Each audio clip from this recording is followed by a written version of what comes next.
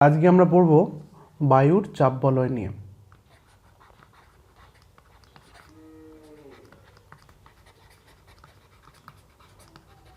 তো বায়ুর চাপ বলয়টা কি জিনিস তার আগে আমাকে জানতে হবে বায়ুর চাপটা কি, রাইট? তো বায়ুর চাপ নিয়ে আমরা আগে একটু জানি, ঠিক আছে? বায়ুচাপ, বায়ুচাপ কাকে বলে? বায়ুচাপ তাকেই বলা হয় যে বায়ুর ওজন বায়ুর ওজন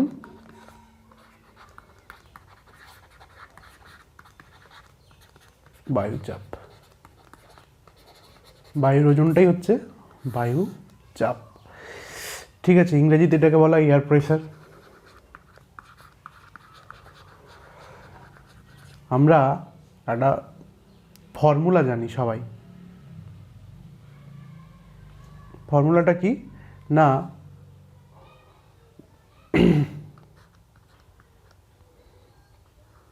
pressure equal to force by area. Pressure equal to force by area, অর্থাৎ চাপ সমান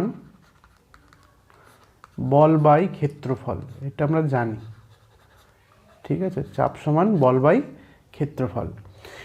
এবার তাহলে কি হচ্ছে, চাপ সমান বল বাই ক্ষেত্রফল হলে আমরা দেখতে পাচ্ছি যে কোনো একটা নির্দিষ্ট জায়গায় আমরা বলতে পারি কোনো একটা নির্দিষ্ট ক্ষেত্রফলে একক বর্গ বিশিষ্ট, একক বর্গ বিশিষ্ট ক্ষেত্রফলে আমরা কি বলবো, চাপটাই হচ্ছে, যে বলটা প্রয়োগ করা হচ্ছে সেটা সমান চাপ। তার মানে যদি আমাদের ধরো ক্ষেত্রফল 1 কিলোমিটার হয়, ঠিক আছে, বা 1 বর্গ সেমি হয়, 1 বর্গ সেমি বা 1 বর্গ মিমি বা 1 বর্গ মিটার, এইরকম যদি হয়, সেই পরিমাণ এলাকায় যে পরিমাণ বলটা প্রয়োগ হচ্ছে সেইটাই হচ্ছে আমাদের কি, প্রেসার। সেইটাই আমাদের প্রেসার বা চাপ, ঠিক আছে? এইভাবে আমরা নির্ণয় করি। তাহলে এবার তাহলে বায়ুমণ্ডলের চাপটা আমরা কীভাবে নির্ণয় করব না, বায়ুমণ্ডলের চাপ আমরা নির্ণয় করি না, এটা সমুদ্রপৃষ্ঠ থেকে নির্ণয় করা হয়। কেন করা হয়? কারণ মনে করা হয় সমুদ্রপৃষ্ঠই সবথেকে স্বাভাবিক চাপ থাকে, ঠিক আছে? সমুদ্রপৃষ্ঠের ওপরেই সবথেকে স্বাভাবিক চাপ থাকে। এবং কোন জায়গায় থাকে? মনে করা হয় 45 ডিগ্রি অক্ষাংশে, 45 ডিগ্রি অক্ষাংশে এবং 15 সেন্টিগ্রেড তাপমাত্রায়, 15 ডিগ্রি সেন্টিগ্রেড তাপমাত্রায়। এইটাই হচ্ছে বায়ুমণ্ডলের স্বাভাবিক চাপ, ঠিক আছে? এইটাকে নির্ণয় করা হয়, এই জায়গায় আমরা চাপটাকে নির্ণয় করি। মানে 45 ডিগ্রি অক্ষাংশ, যেখানে উষ্ণতা 15 ডিগ্রি সেলসিয়াস, সেই রকম কোনো একটা জায়গায় আমরা বায়ুচাপটাকে যা নির্ণয় করি সেটাই হচ্ছে বায়ুমণ্ডলের স্বাভাবিক চাপ। তাহলে আমরা বলতে পারি কি না, যে সমুদ্রপৃষ্ঠে স্বাভাবিক চাপ, সমুদ্রপৃষ্ঠে স্বাভাবিক চাপ কত? স্বাভাবিক চাপ হচ্ছে 45 ডিগ্রি অক্ষাংশে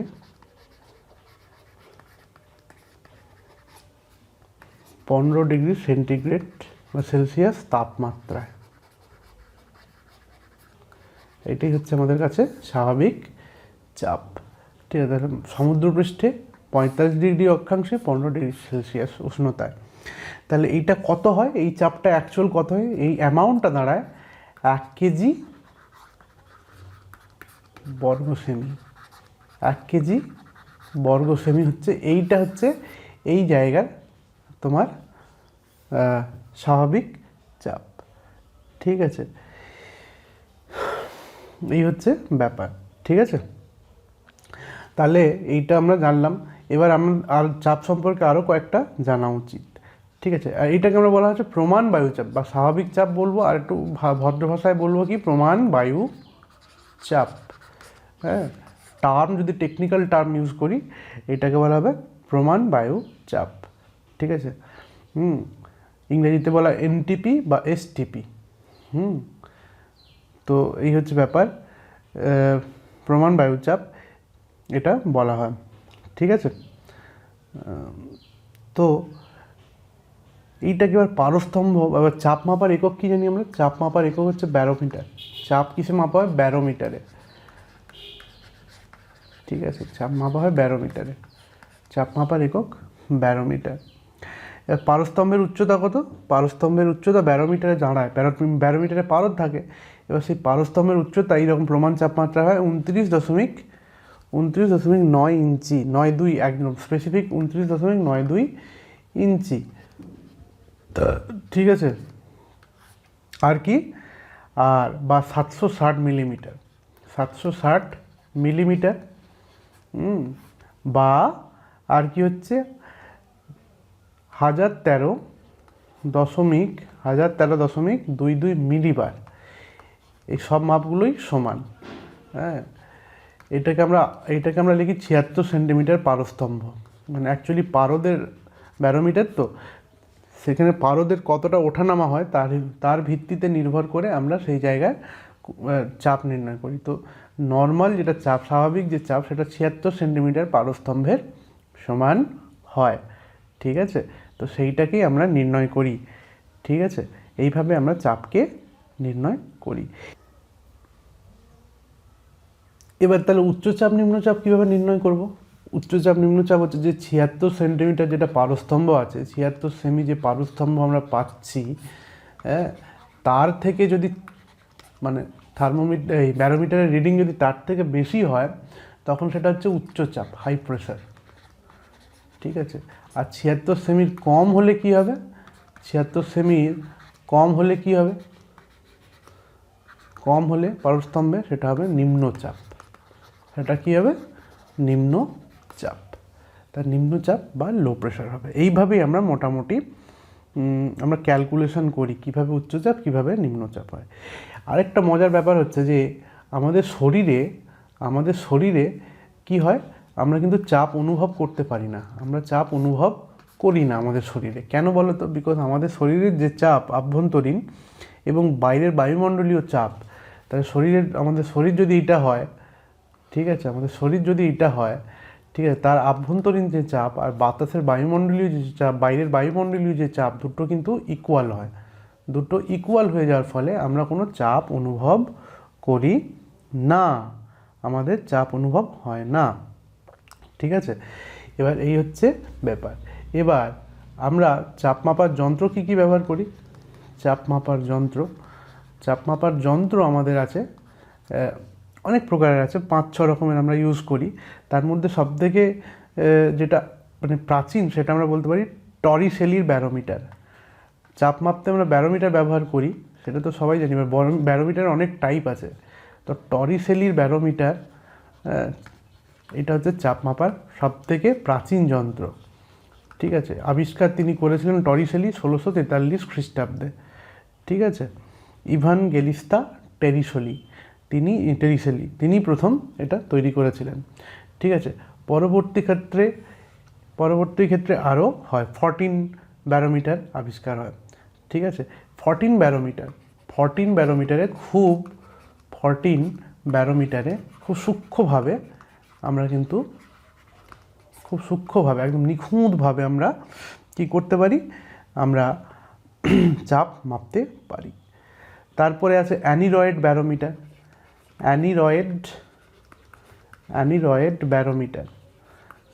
ব্যারোমিটারে আমরা কি করি? অ্যানিরয়েড ব্যারোমিটারে আমরা মোটামুটি টেবিল ঘড়ি যেরকম হয় না, এরকম টেবিল ঘড়ির মতো কাঁটাযুক্ত হয়, বুঝতে পারছো? চাপের এরকম টেবিল ঘড়ির মতো চাপ কত হচ্ছে এরকম ঘুরে সেটা নির্ণয় করে দেয়। তাহলে অ্যানিরয়েড ব্যারোমিটার কিন্তু এরকম কাঁটাযুক্ত ঘড়ির মতো হয়। ঠিক আছে, এবং তাহলে কি এটা ক্যারি করা, এটা বয়ে নিয়ে যাওয়া যে কোনো জায়গায় খুব সুবিধাজনক। তাহলে অ্যানিরয়েড ব্যারোমিটারটাকে লোকজন বয়ে নিয়ে যায় পকেটে করে। এবার এটা কোথায় ব্যবহার করা হয় না, বাড়িতে ব্যবহার করে লোকজন, নৌকা, বিমান বা যেখানে চাপের যন্ত্রের খুব প্রয়োজন সেখানে গিয়ে ব্যবহার করা হয়। আর এটা আয়তনে অত্যন্ত ছোট, সেই জন্য ব্যবহার করা হয়। ঠিক আছে, এরপরেও নতুন কিছু ব্যারোমিটার আছে, যথা অল্টিমিটার। ঠিক আছে, অল্টিমিটার বলে একটা হয়। ঠিক আছে, অল্টিমিটার কোথায় ইউজ করা হয় না, উচ্চতা বাড়ার সঙ্গে সঙ্গেই এই ব্যারোমিটারে ব্যবহার করা হয়। অর্থাৎ উচ্চতা বাড়ছে, আমি এই অঞ্চলে আছি, এবার হঠাৎ করে আমি উঁচু জায়গায় গেলাম, দেখা যাচ্ছে মাউন্ট এভারেস্টে আমি যাচ্ছি, তো সেইখানে যথারীতি আমার উচ্চতা বাড়ছে, তো সেইখানে গিয়ে যখন আমি মাপি তখন সেটাকে বলা হচ্ছে অল্টিমিটার। তাহলে এটা বিমান, প্লেন যখন উড়ে যায় তখন, আর একটা পর্বত আরোহণ, এই দুটো কাজে এই অল্টিমিটারটাকে আমরা ব্যবহার করি। ঠিক আছে, আমরা এই দুই কাজে অল্টিমিটারকে আমরা ব্যবহার করি, এবং এটা খুবই এখন পপুলার, এখন অল্টিমিটার ব্যবহার করা হয়। ঠিক আছে,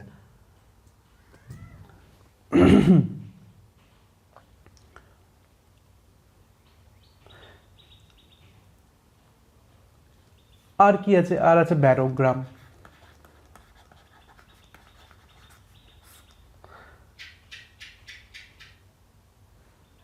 আর কি আছে, আর আছে ব্যারোগ্রাম। তাহলে এবার কি হচ্ছে, উচ্চতার সঙ্গে বায়ুচাপের দ্রুত পরিবর্তন, মানে যত উচ্চতা বাড়ে, দেখা যাচ্ছে উচ্চতা বাড়ছে, আমি এই জায়গা থেকে যাচ্ছি, ধরো প্যারাগ্লাইডিং করছি, উচ্চতা বাড়ছে, এবার এখানে বায়ুচাপের দ্রুত পরিবর্তন হচ্ছে, এইখানে যা চাপ এই অঞ্চলে, ঠিক এই উপরের অঞ্চলে হয়তো অন্যরকম চাপ, আবার এইখানে হয়তো অন্যরকম চাপ, আবার এই এরিয়ায় অন্যরকম চাপ। তো এইগুলোকে দ্রুত পরিবর্তন যখনই হচ্ছে, তখন এই যে যন্ত্র ব্যারোগ্রাম, এতে স্বয়ংক্রিয়ভাবে নথিভুক্ত হয়। ঠিক আছে, আমাকে কোনো টেনশন করতে হয় না যে কি হচ্ছে না হচ্ছে, যন্ত্র তার নিজেই কি করবে, নিজেই মেপে নেবে। বা বিমান চলাচলের ক্ষেত্রেও কিন্তু এটা অপরিহার্য, কারণ চাপের পরিবর্তন এদিকেও হয়, এইভাবেও হয়। মানে এটা মাটি যদি হয়, একটা বিমান ধরো এইভাবে উড়ে যাচ্ছে, তাহলে এই অঞ্চলে যা চাপ, এই অঞ্চলে যা চাপ, এই অঞ্চলে যা চাপ, এই অঞ্চলে হয়তো দেখা যায় ভিন্ন ভিন্ন চাপ। এবার বিমানের ক্ষেত্রে চাপ পরিমাপ করাটা অত্যন্ত প্রয়োজনীয়, কারণ পুরো ব্যালেন্সের উপর বিমানটা চলে। চাপটাকে মেজার করে তাদেরকে চলতে হয়, উপযুক্ত চাপ তাদেরকে আবার প্রয়োগ করতে হয়। ঠিক আছে, এইভাবে আমরা মোটামুটি এতগুলো শিখলাম।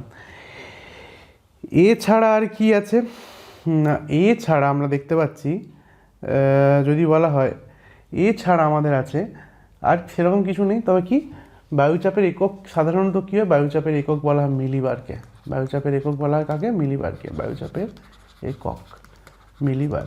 না, হোয়াট ইজ মিলিবার, মিলিবার কি যদি মনে প্রশ্ন আসে, হোয়াট ইজ মিলিবার? মিলিবার হচ্ছে প্রতি বর্গ সেমিতে, প্রতি বর্গ সেন্টিমিটারে 100 ডাইন চাপ, 100 ডাইন চাপ দেয়। ঠিক আছে, এটি হচ্ছে মিলিবার। ঠিক আছে,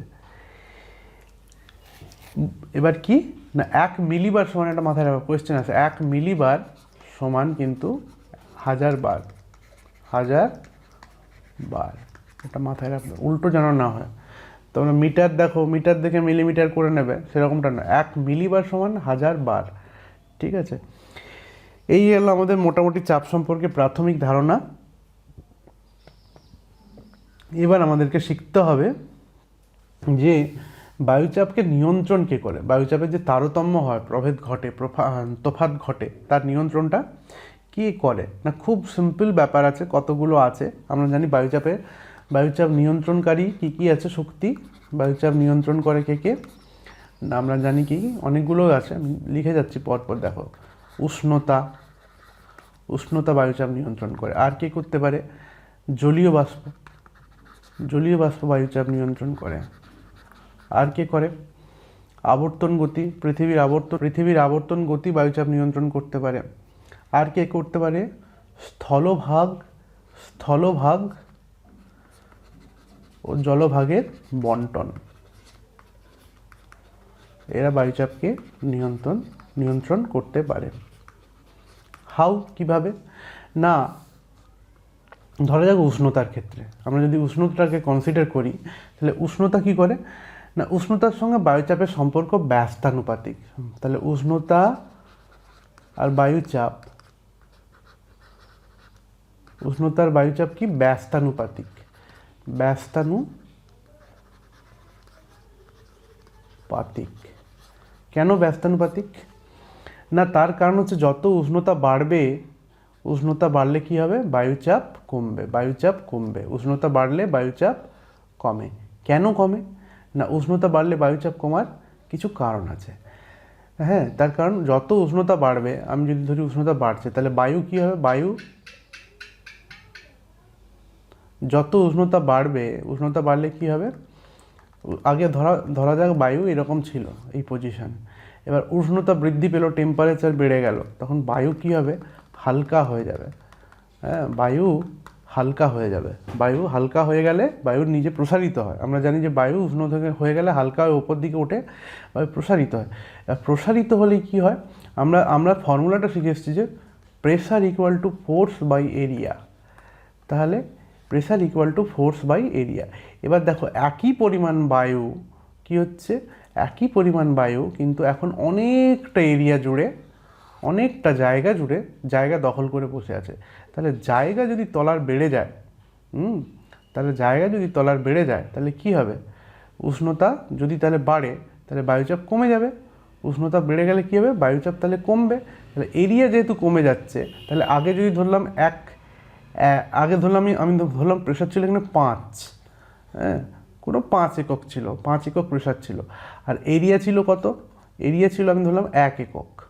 ঠিক আছে, তাহলে প্রেশার কত ছিল, 5/1, তাই তো।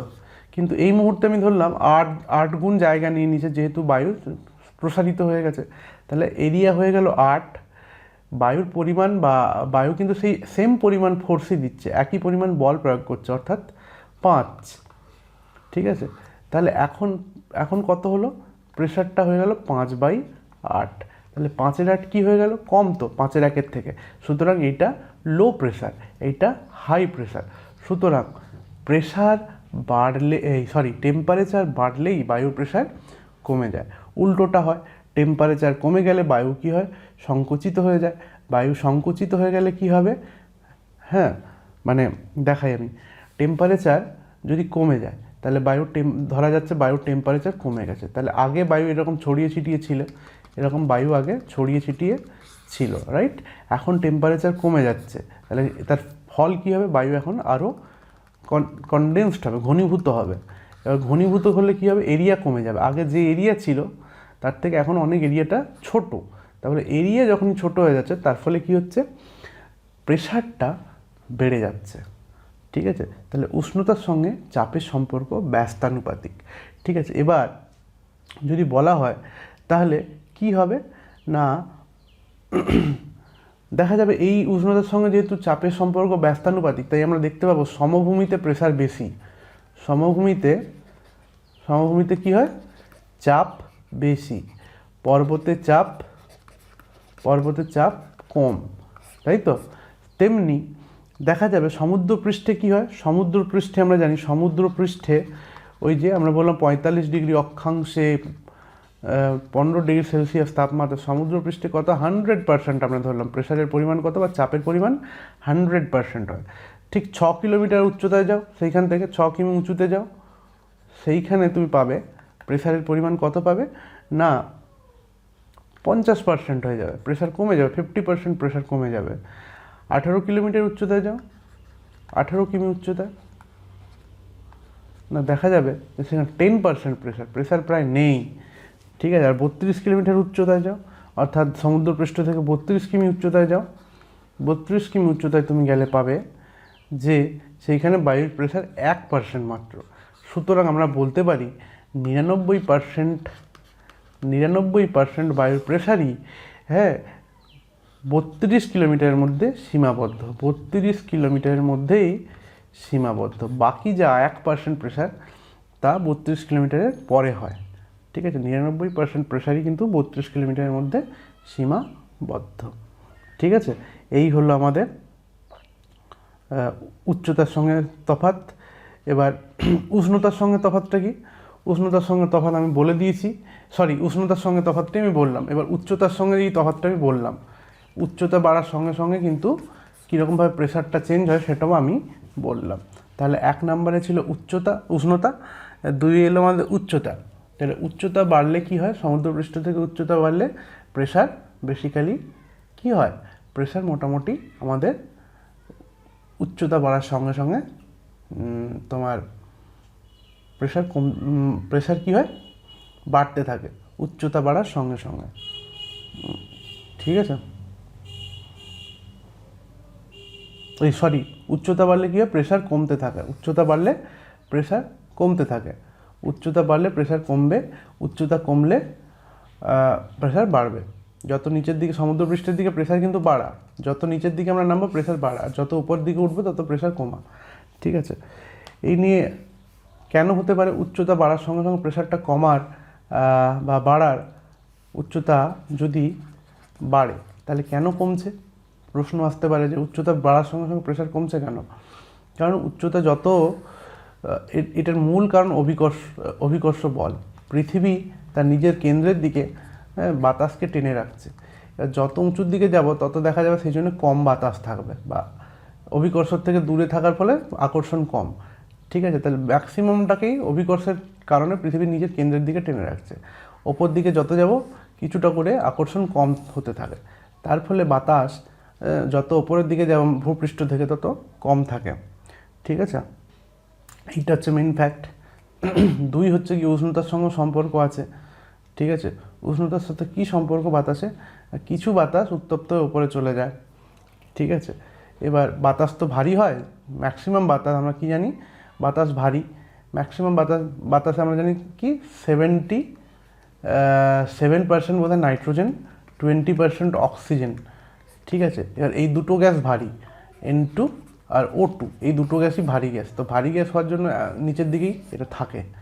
ঠিক আছে, এবার যেগুলো হালকা গ্যাস সেগুলো উপরের দিকে থাকে, নাইট্রোজেন অক্সিজেনও কিছু থাকে কিন্তু কম, নিচের দিকেই কনডেন্সড হয়ে বা ঘনিষ্ঠ হয়ে থাকে।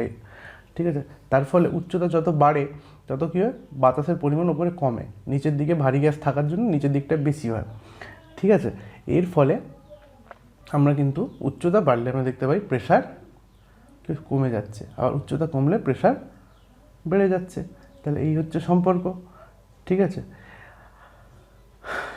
আর কি? আচ্ছা, জলীয় বাষ্প। এবার জলীয় বাষ্প সঙ্গে চাপের সম্পর্ক। এবার সাধারণত আমরা জানি জলীয় বাষ্প বাড়লে, জলীয় বাষ্প যদি বাতাসে বেড়ে যায় তাহলে কী হয়? জলীয় বাষ্প বাড়লে, জলীয় বাষ্প মানে বেসিক্যালি জল, তো জল বাড়লে কী হয় বাতাসে? তখন ঠিক আছে, জল বাড়লে বাতাসে কি হয় না,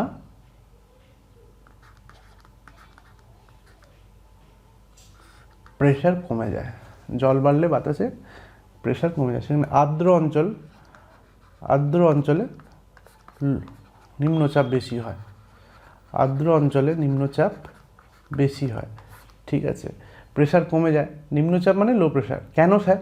না আমরা জানি কি, আমরা এটা বিজ্ঞানে না, H2O, H2O মানে কি? জল 2 অণু, মানে জলের ওজন কত? 2, আর অক্সিজেনের কত? পারমাণবিক গুরুত্ব বা ওজন 16, 16 2 18। তাহলে 1 অণু জলের ওজন হচ্ছে 18। অন্যদিকে যদি ধরো সেইখানে জল না থেকে তাহলে কি হয়? নাইট্রোজেন। ঠিক আছে, নাইট্রোজেন প্লাস অক্সিজেন হয়, তাই তো? নাইট্রোজেন প্লাস অক্সিজেন, এই দুটো থাকে পরিমাণ। তাহলে জল যদি কম থাকে, ধরো এইখানে বাতাস, মানে আমি দেখাচ্ছি, ধরো এই একটা বাতাসের এই একটা এয়ার মাস, এটাকে বলা হচ্ছে এটা বাতাস। এবার বাতাসে এখানে কি আছে? এই মুহূর্তে জল ফল কিছু নেই। তাহলে এই এরিয়া, সেম এরিয়া, একই রকম এরিয়া, হ্যাঁ, বা এই এরিয়া কী আছে? N2 আছে, O2 আছে। এখন একই রকম জায়গা, একই পরিমাণ জায়গায় যে বাতাসটা আছে তাতে কি আছে? N2 O2-র পাশাপাশি H2O আছে, N2 O2 H2। এবার জলীয় বাষ্প বেড়ে গেছে, H2। তার ফলে কী হচ্ছে? জলীয় বাষ্প বাড়ার ফলে দেখো জলীয় বাষ্পের 1 অণুর ওয়েট কত হচ্ছে? মনে রাখবে আমার এরিয়া কিন্তু ফিক্স, একই এরিয়ায় আছে, একই ক্ষেত্রফল বিশিষ্ট জায়গায় বাতাস আছে। এবার H2O-তে কী হচ্ছে? ওজন, পারমাণবিক ওজন আমার দাঁড়ালো, বা আণবিক ওজন দাঁড়ালো 18। এবার এইখানে যদি ধরো শুধুমাত্র নাইট্রোজেন নাও, একটা নাইট্রোজেন অণু আছে, একটা H2-এর বদলে একটা নাইট্রোজেন অণু, এখানে H2 আছে, তার মানে এখানে H2O নেই, এখানে H2O নেই, তার বদলে কি একটা নাইট্রোজেন অণু আছে। তাহলে একটা নাইট্রোজেন অণুর কত ওজন হবে না? 14 + 14 28। তাহলে 18 থেকে 28-এর আণবিক ওজনটা বেশি, সেই কারণে এই বাতাসটা বেশি ভারী হবে, এইটা কম হবে। সেই কারণে বাতাসে যত জলীয় বাষ্প থাকবে তত কী হবে? বাতাস তত বেশি হালকা হবে, আর হালকা বাতাস মানেই নিম্নচাপ হবে। হালকা বাতাস উপরের দিকে উঠে যাবে, সুতরাং নিম্নচাপ সৃষ্টি করবে। ঠিক আছে, তো এই হচ্ছে ব্যাপার। এবার কি?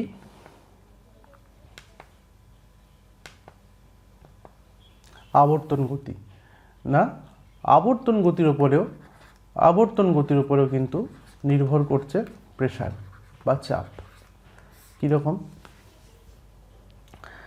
না বলা যেতে পারে আবর্তন গতি হচ্ছে, ঠিক আছে, পৃথিবী ঘুরছে, পৃথিবী তো এটা এইদিকে ঘুরছে পৃথিবী, ঠিক আছে। এবার তার ফলে কি হচ্ছে, পৃথিবীর আবর্তন গতির ফলে দেখা যাচ্ছে যে কি হয়, যে বায়ুর বিক্ষিপ্ত হয়ে যায়, বায়ু কি হয়, বিক্ষিপ্ত হয়ে যায়। এবার তার ফলে কী হয়, এখানে এই অঞ্চলে ধরো সবথেকে বেশি বিক্ষিপ্ত হয় নিরক্ষীয় অঞ্চল এবং ক্রান্তীয় অঞ্চলে। ক্রান্তীয় অঞ্চলের বায়ু বিক্ষিপ্ত হয়ে যাওয়ার ফলে কী হয়, এখানে নিম্নচাপ তৈরি হয়, ঠিক আছে। কোথায় তৈরি হয় নিম্নচাপ, না এই সবথেকে বেশি হওয়া উচিত এই তোমার এই অঞ্চলে, কী যেন বলে, নিরক্ষীয় অঞ্চলে। হ্যাঁ, তো সেই জন্যেই আমরা মোটামুটি মনে রাখবো, মানে বায়ু বেরিয়ে যাচ্ছে বলে কিন্তু নিম্নচাপ তৈরি হয়। বাতাস তো বিক্ষিপ্ত হয়ে যাচ্ছে, তার ফলে এই অঞ্চলের বাতাস, মানে ধরো পৃথিবী এইরকম যদি ফ্ল্যাট ভাবি, পৃথিবী তো ঘুরছে, পৃথিবী ঘোরার ফলে বাতাসটা কিন্তু বেরিয়ে যাচ্ছে বাইরে, ঠিক আছে। বাতাস বেরিয়ে গেলে কী হবে, এই অঞ্চলে কিন্তু তখন নিম্নচাপ তৈরি হয়ে যাবে, এই অঞ্চলে নিম্নচাপ তৈরি হয়ে যাবে। তো এইটা একটা কারণ আবর্তন গতি। আর যেখানে যেখানে পৃথিবীর ঘূর্ণন কম, ধরো মেরু অঞ্চল, হ্যাঁ, এই অঞ্চলে কি পৃথিবী ঘুরছে কম, তাহলে এই অঞ্চলে কী হবে, বাতাস কিন্তু কোথাও বেরোতে পারছে না, বাতাস কিন্তু বেরোচ্ছে না, বাতাস অলমোস্ট স্থির হয়ে আছে এই অঞ্চলে। সেই জন্য এখানে কিন্তু হাই প্রেশার হবে, তাহলে এখানে কী হবে, হাই প্রেশার বা উচ্চচাপ তৈরি হবে, ঠিক আছে। এই হচ্ছে আমাদের আবর্তন গতির প্রভাব, ঠিক আছে। এরপরে আসছে স্থলভাগ ও জলভাগের বন্টন, ঠিক আছে। এবার আমরা স্থলভাগ ও জলভাগের উপর নির্ভর করেও কিন্তু প্রেশার নির্ণয় হয়। স্থলভাগ আর জলভাগ এই দুটোতেই কিন্তু প্রেশার ফিক্স করে দেয়। কীভাবে, না স্থলভাগে আমরা জানি, স্থলভাগে কি হয় না, বলছে জলভাগ অপেক্ষা স্থলভাগে দ্রুত তাপ গ্রহণ ও বর্জন করার ক্ষমতা আছে, ঠিক আছে। তাহলে স্থলভাগ যদি একটা ধরি, স্থলভাগ কী করে, সে তাপ গ্রহণ করে আর চট করে ছেড়েও দেয়। অন্যদিকে জলভাগ কী করে, তাপটাকে ধীরে ধীরে ধীরে গ্রহণ করে আর ছাড়েও ধীরে ধীরে ধীরে ধীরে। এটাকে বলা স্পেসিফিক হিট, আমরা তো বারবার বলেছি এটা আলোচনা, ঠিক আছে।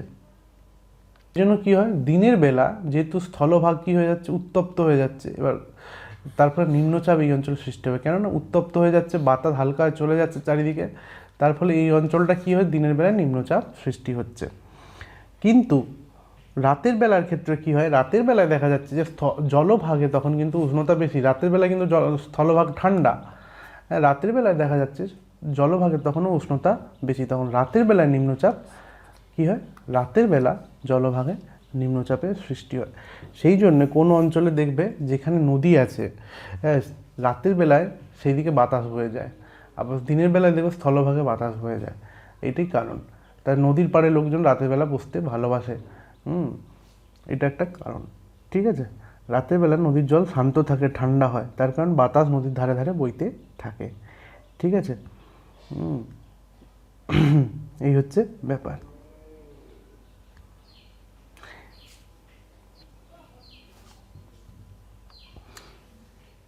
এবার কিছু কিছু জিনিস আছে, ধরো আমরা যদি এখন পড়ি সমপ্রেষ রেখা, সমপ্রেষ রেখা,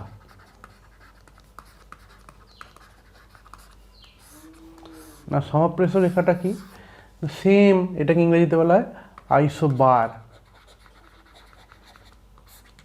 না যেখানে যেখানে চাপ, ধরা যাক এইটা যদি পৃথিবী হয়, এইটা যদি পৃথিবী হয়, পৃথিবী এটা যদি স্থলভাগ হয়, এই পার্টটা, এইটা একটা স্থলভাগ, তাহলে দেখা যাচ্ছে যেখানে যেখানে চাপ সমান সেইখানে যদি আমি রেখা টানি সেটাকে বলা হচ্ছে সমপ্রেষ রেখা।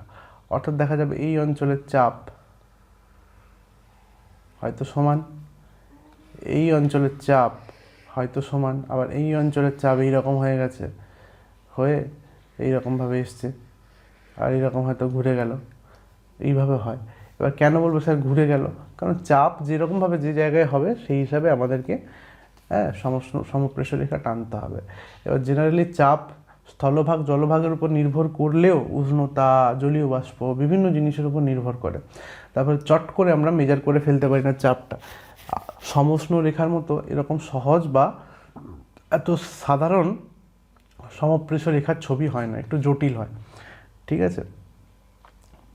এবার এটা মাথায় রাখবে।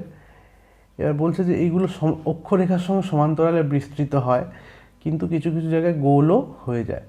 ঠিক আছে, গোল গোল হয়ে যায়, চক্রাকার হয়ে যায়, বৃত্তাকার হয়ে যায়, কারণ চাপের উপর নির্ভর করে। এই মোটামুটি এটা পড়ে রাখবে, এর মধ্যে নতুন কিছু নেই, এটা কাল্পনিক রেখা। ঠিক আছে, এরপরে আমরা আসছি এবার একটু বৈশিষ্ট্য আছে এটা। যদি যদি দেখা যায় সমপ্রেষ রেখা এইরকমভাবে বিস্তৃত হয় কোনো অঞ্চলে, তার মানে বুঝবে সেখানে ঝড় বৃষ্টি হওয়ার চান্স কম, সেখানে আবহাওয়া শান্ত।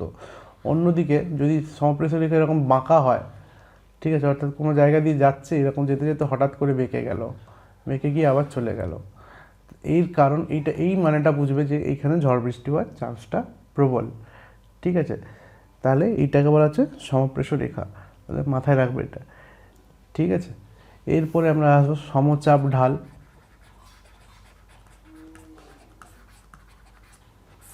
ইংরেজিতে বলে প্রেসার গ্রেডিয়েন্ট।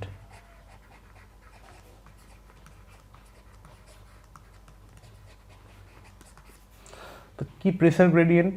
প্রেসার গ্রেডিয়েন্ট বা সমচাপ ঢাল যেটা হয়, বলছে সমপ্রেষ রেখা যা হয়, ধরো এটা সমপ্রেষ রেখা, হ্যাঁ, বলছে সমপ্রেষ রেখা এখানে ধরা যাচ্ছে 1024 মিলিবার প্রেসার, এটা হচ্ছে 1020। বলছে যে তাহলে প্রেসার গ্রেডিয়েন্ট কি? সমপ্রেষ রেখা, দুটো সমপ্রেষ রেখা যাচ্ছে, এবার তার সঙ্গে সমকোণে, তাহলে এইটার সঙ্গে সমকোণে উচ্চ চাপ থেকে নিম্ন চাপের দিকে, তাহলে উচ্চ চাপ আর নিম্ন চাপের দিকে মধ্যে যে দূরত্ব হয়, হ্যাঁ, তাকে বলা হয় প্রেসার গ্রেডিয়েন্ট। তাহলে এই যে দুজনের দূরত্ব, এই দূরত্বটাকে বলা হচ্ছে প্রেসার গ্রেডিয়েন্ট বা সমচাপ ঢাল।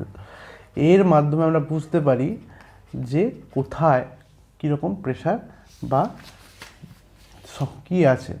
ঠিক আছে, এবার সমচাপ রেখা যদি খুব কাছাকাছি হয়,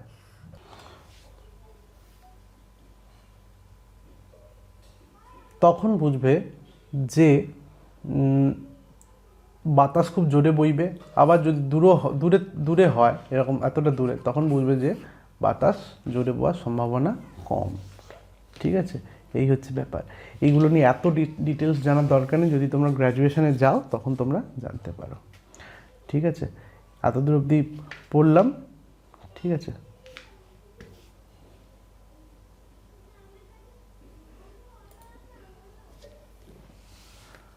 স্টপ।